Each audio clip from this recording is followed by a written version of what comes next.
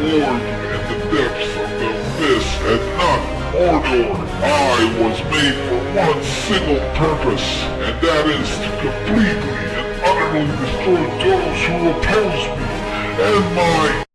Always a pleasure to have you around, Lord, but don't you think you should be elsewhere? You know, doing your job. You're always such a buzzkill.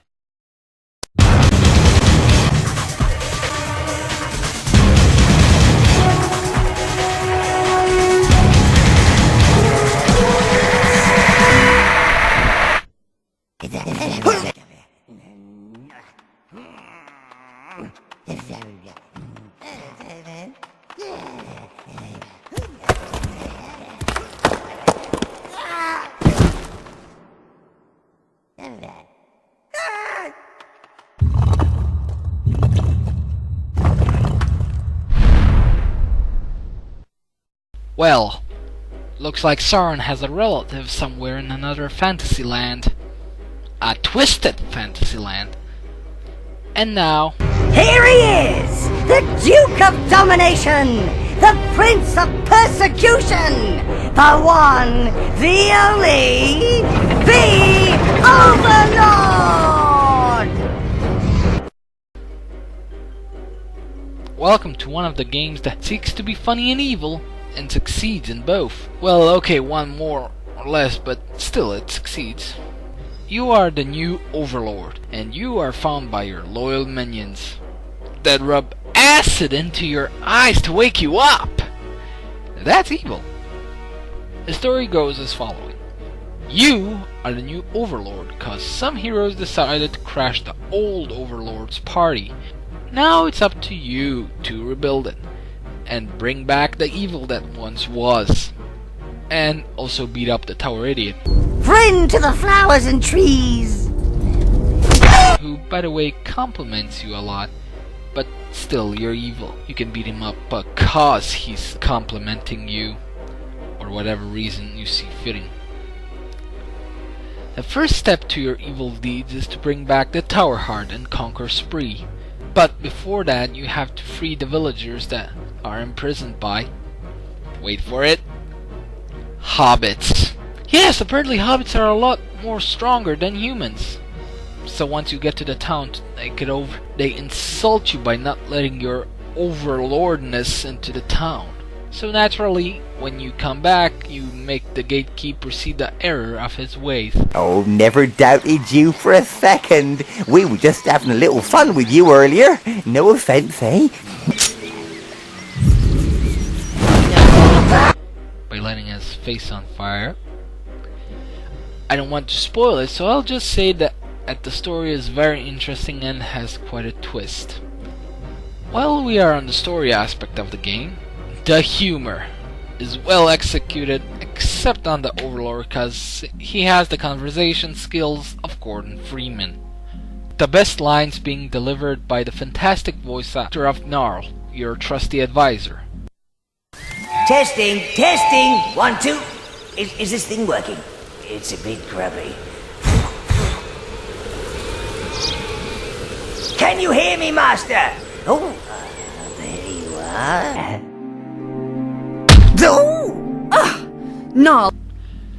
The humor is dark and grim, which is why it's so successful. Almost every line in the game is chuckle or laugh worthy. Not to forget, there's also lots of adult things in it. Now you take the... Nice! And you scream.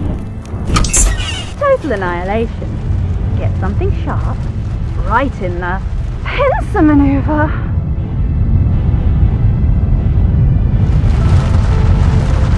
And that's how you do it, sire. Good luck. Ow! Oh, no. The gameplay. If you ever played the game Pikmin, it will remind you of it. But it's nothing like it. Here's an educational film that will hopefully help you see the differences between the minions and those... whatchamacallits.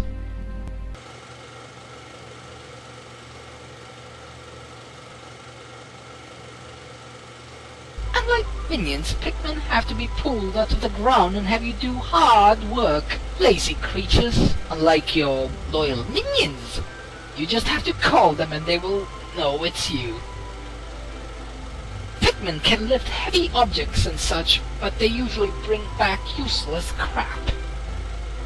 Minions bring you gold and women for your evilness. Pikmin only fights, whatever those things are. Whereas minions, well, they fight just about everything. And Pikmin just stay around, not doing anything in particular except fight and carry. But minions don't mind dying for his lordship, for whatever reason he might have. This has been an Overlord educational film. Hello, Overlord. So now that we have cleared that up, you can pillage, loot, break, and kill things. To be more specific, you'll be killing sheep for the most part at the beginning.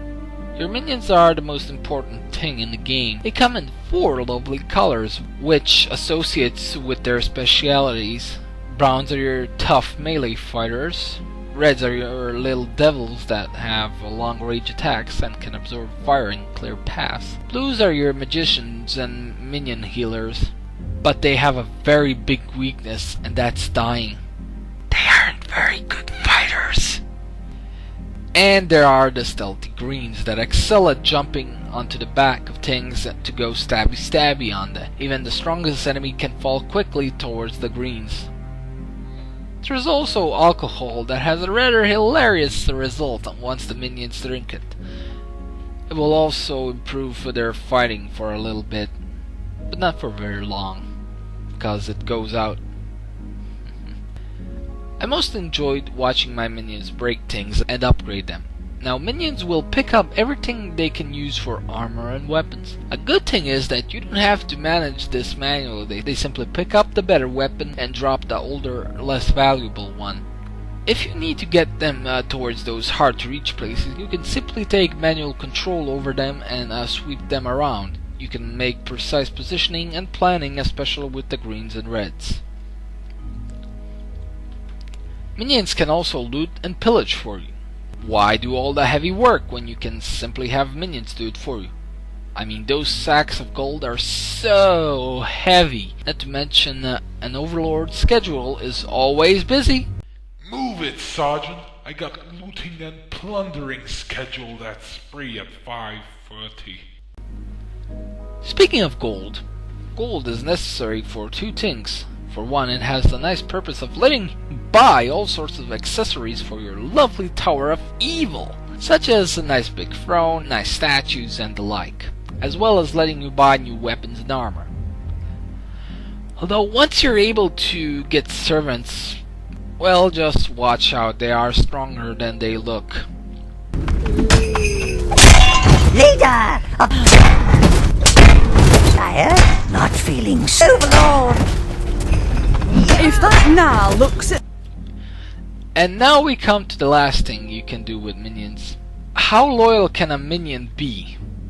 Very, very loyal. They will not only commit suicide in order for you to gain more health, or just to blow themselves up, they will also commit mass suicide in order to...